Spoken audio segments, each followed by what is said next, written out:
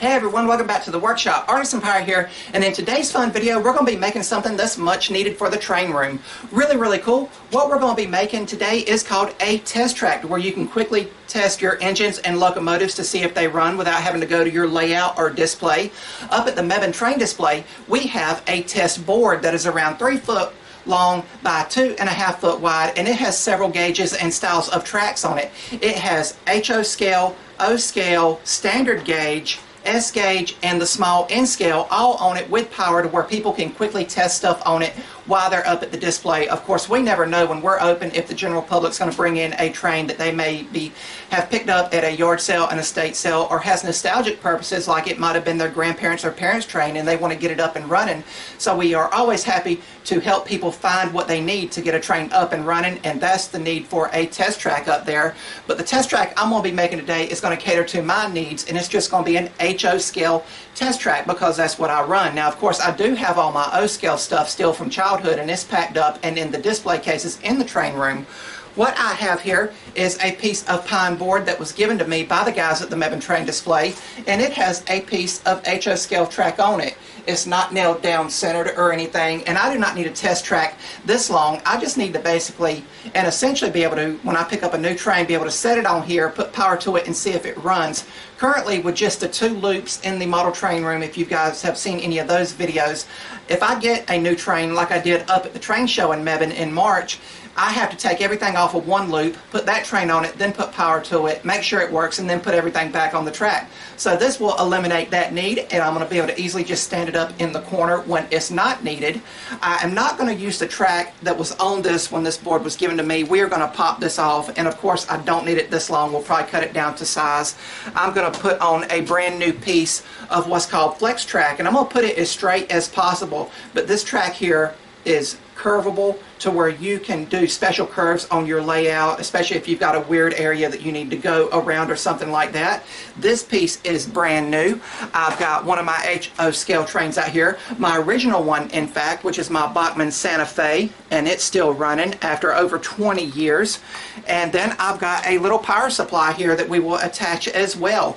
This is a fairly straightforward project, but I thought it was interesting enough to document and bring you guys along on the journey. So without further ado, let's get started.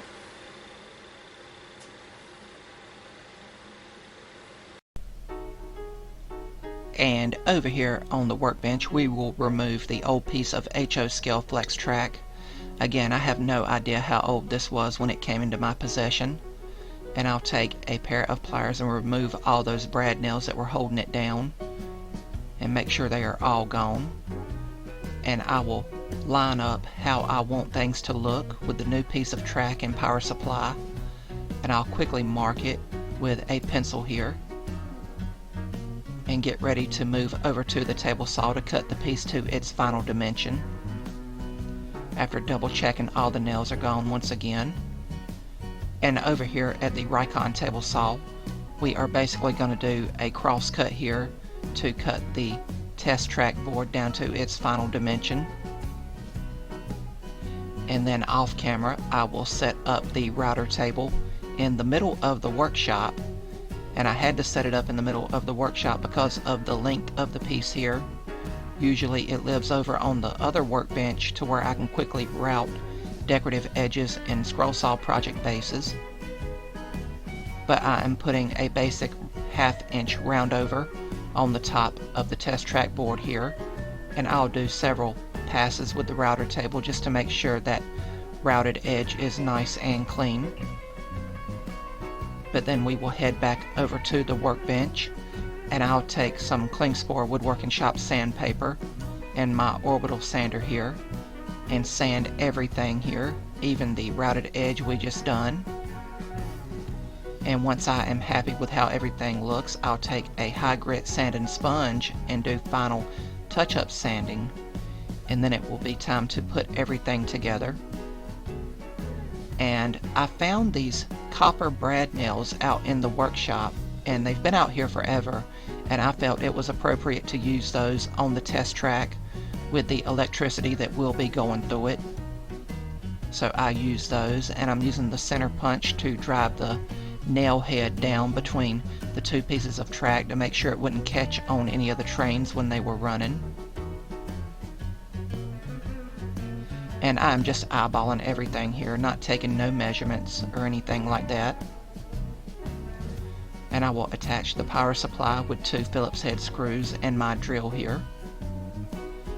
And before we cut the wire to their final length, I wanted to make sure that this was going to work. So I just held the wires in place and put power to the train. And I was happy to see it move forward and backwards along the length of track. But now I can cut the wire to its final dimension after unplugging the power supply. And I'm not going to solder these wires in place. It's going to be enough pressure with another nail to hold them there. You totally have the option of soldering them, but my soldering skills are not up to par or to a standard that I'm happy with. So I was happy with just having the pieces of wire here float on the test track, if that makes any sense.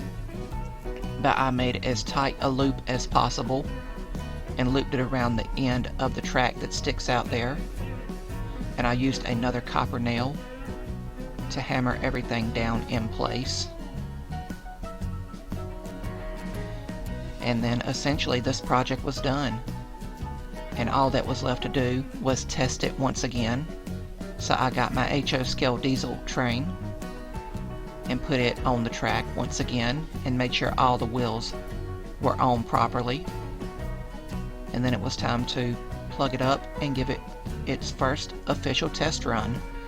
And I was once again happy to see that train going forward and back down the length of HO scale track. But very happy to have a test track now in the train room.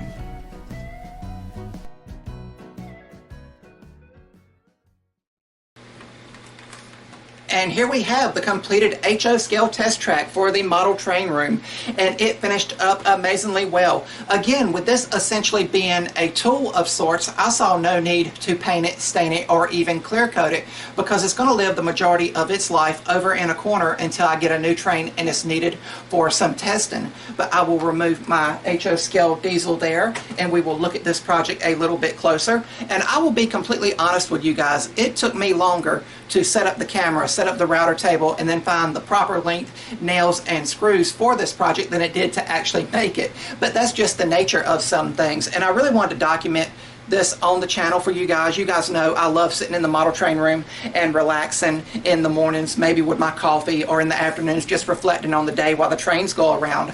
I cannot tell you how many times I've picked up a new train or locomotive and had to come home and remove a whole train consist off of one of the 2 loops on the train table just to put the new engine on, just to see if it would work and need maybe maintenance or lubrication or anything. That's what this test track is for, to eliminate that need. Now when I buy something, I can quickly plug this into the wall after getting it out and test the train on it. And if it needs any further work other than basic maintenance or again lubrication, I can of course take it up to the Mebane train display to the guys. They are great with what they do, and I'm always learning from them, and I always enjoy sitting there and watching them and learning from them. That's how you pass on knowledge to the next generation, you know. But I had the power adapter, I had the new piece of flex track, and the Mebane train display actually give me the board with that original piece of track on it. It's sitting over here off to the side, and it will go with the rest of the track. And I used copper nails here because you got to be aware of the electricity and everything. And I even had out my soldering kit to solder the 2 wires into place on the track, but the copper nails done an amazing job. And as soon as I put power to it, the train went forward and backward, as you guys seen in the video. So I'm really happy with how this turned out. I put a nice little round over on it just to make it a little bit more comfortable to grasp. And again, it's not going to be a permanent setup. I will mostly have the cord wrapped around it, and again, it's sitting in the corner until I pick up a new train or a locomotive. I would love to go to some more train shows. I love just going and seeing the creativity and the versatility of people's models and dioramas and everything, and just how they make everything in miniature. Of course, I am sticking with the HO scale stuff for now, and that's why this test track here was needed. I hope you guys might have learned something in this video if you guys were thinking about making a test track. Of course, we have a test board track up at the Mevin train display where it's bigger and has several scales available. But of course, with me doing HO scale, this was just the practical route to go. But really, really cool. I've had a lot of fun in this video, and I hope you guys like watching me make this video. Again, it's a little bit different content from me, but it always showcases a new side to me and the stuff that I get up to out here that might not be strictly woodworking. But if you're new to the channel, please click that subscribe button and also follow me across all my social medias under the Artisan Pirate name. As always, links to contact me as well as all my social medias will always be linked down in the description box below these videos. That's about all for this one, and remember guys, if I can make it or do it, so can you. I'm the Artisan Pirate. Take care, and I'll see you guys real soon.